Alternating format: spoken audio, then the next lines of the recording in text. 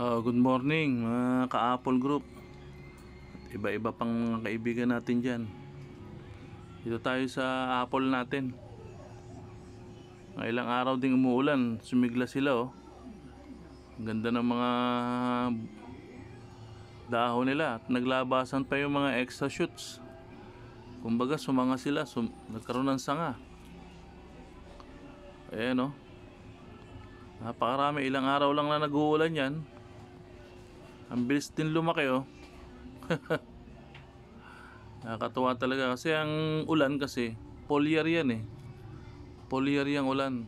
Kumbaga isa siyang klase ng fertilizer din eh. Pag pumatak sa mga halaman, ultimo yung damo na patay, nabubuhay eh. Ayan, graph natin oh. Ito yung graph ko na Gala o Gala Apple. Kinrap natin sa Fuji. Laki na oh. Ito naman isa nating mother plant.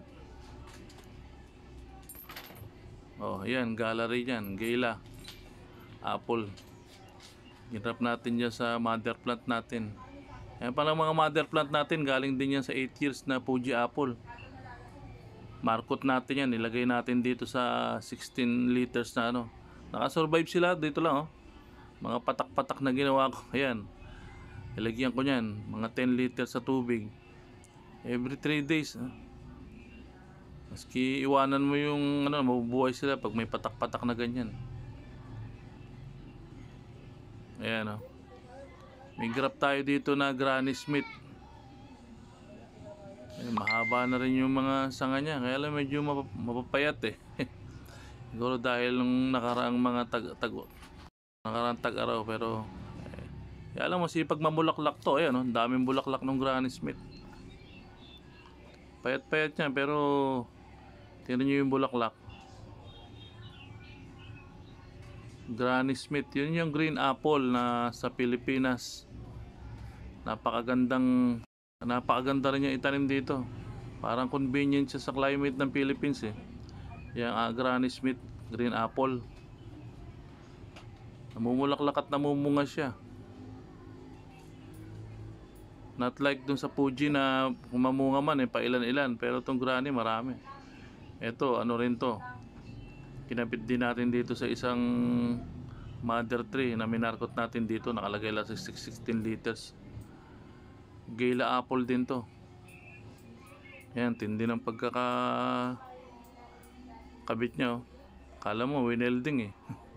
Malalaki na rin yung sanga oh. Tinatanggalan ko lang to ng dahon nung nakaraan kasi mainit eh. Pero ngayon, nag-uulan na kada hapon oh. Minsan gabi, malakas ang ulan. Nadidiligan na sila. Biglang naglakihan ng dahon no? Nasabi nila na hindi pwede ang apple sa Pilipinas. Ano yan? Tumutubo na, laki na. Iba pa, namumunga sa Mindanao kay Bro Benson Sepe. Dito sa Nueva Ecija kay Mark at saka kay Bro Michael Tinio. Dami na rin bunga ng apple nila. Sa maganda lang ang lugar. Ito naman sa akin, pinagkukunan ko lang to ng mga binibenta kong sayon na probe naman na namunga na. Ayan. Ito pa yung isang nandito din sa 16 liters. Ayan yung bandang taas, may mga bulaklak. Fuji naman to, Fuji Apple naman to. Galing doon sa 8 years na kinuha na natin ng malaking puno. Marketed. Ayan, ang dami niyang fruiting buds. Ayan ang mga fruiting buds niya. Diyan lumalabas yung bulaklak. Pag panahon ng bubulaklak yan, lalabas dyan. Diyan lalabas. Na magandang fruiting buds yung nasa gilid. Hindi katulad ng mga nasa tip na tulad ng pinakita ko kanina sa inyo, nasa dulo.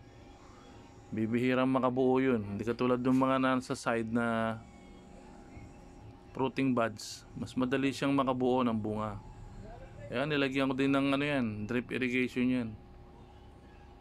Ito naman yung kaibigan natin na Wambugo Apple. Jong Manzano at saka kay brother Jerry Blanco. Mga ba ito mga kaibigan natin na to eh. Binend ko siya. Sobrang taas na para maglabasan yung extra shoots. Ayan. Once na ibinend nyo yung sanga ng isang apple, naglalabasan yung mga shoots niya. Maski hindi nyo putulin yung dulo, maski hindi nyo itip cut, medyo lang ganyan, itali nyo. Kasi masyadong tumataas na eh. Lalabasan yung mga shoots niyan. Yung mga extra mga sanga na ano. Ayan, meron oh. Ayan, naglalabasan na oh. Ito, may lalabas pa to rito. Kakapal na to. Ay, sino gustong umorder ng PM nyo lang ako. Ang sayon, masarap mag-grab ngayon, ngayong tag-ulan. Huwag nyo lang pababasain sa ulan. Kailangan nakatabi lang yung ano nyo. Lang yung rootstock nyo. So sa hindi nababasa. Malamig kasing panahon, masarap mag-grab. Madaling makabuhay. Siguro wala pang isang buwan. Ikita nyo, ito kasi sa akin minsan 3 days nakikita ko ano na eh, may sign of life na eh. Meron ng dahon na lumalabas. Kaya halos isang buwan pag-grab buhay na kagad siya. Pwede nyo nang tanggalin yung plastic. Ito naman yung isa pa natin, ginrap din dito. Wambugo, ginrap natin sa Fuji. Fuji ang rootstock nito. Malaki na rin siya oh. Minsan na rin ito namulaklak. Tinanggal ko lang, inabort ko kasi bata pa eh. Baka mapuwersa yung puno. Oo, tutuloy, bubunga. Kaya lang, kawawa yung puno. Imbis na makapag-concentrate sa paglaki, baka nga maging tendency pa na mamatay kasi mahirapan. Hindi naman kabawasan nyo eh. Tanggalin na yung sambungan ng apple na yun o dalawa kung anumang pagmabuo man. Ganun lang ang paraan dyan mga ka-apple. Kisa anong halaman sa puno, yan ang ginagawa. Ina-abort yung bunga, lalo't bagong grap. Ayan, laki na rin itong wambugo na to. Mga order, PM nyo lang ako. Order ng pangdugtong yan. Bye!